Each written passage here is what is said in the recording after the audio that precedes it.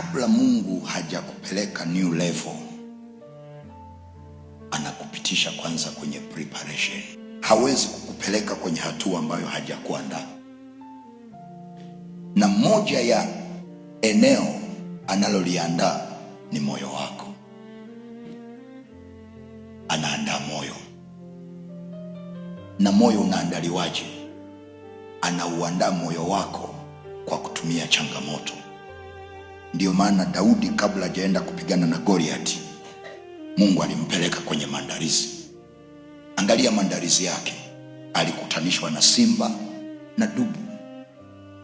Mungu angeweza kumpitisha njia nyingine ambayo haina simba na dubu, lakini Mungu alikuwa anaandaa moyo wa Daudi. Sasa utakutana na Goliath mbele yako, kwa hiyo lazima moyo wako uwe na ushujaa, umeshaandaliwa. Mungu hakuandai ukiwa unakula chips mayai. Hakuandai ukiwa unashangiliwa na kila mtu. Hakuandai ukiwa unasherekewa na kila mtu. No, anakuandaa kupitia maumivu. Atainua kina Penina wata kusema,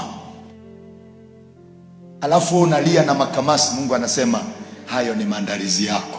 Na kuna mtu uko hapa, Mungu anatamani kukupeleka next levels, ila shida kama moyo kako kepesi sana. Ndio maana Mungu alimwambia Joshua, uwe na moyo wa ushujaa.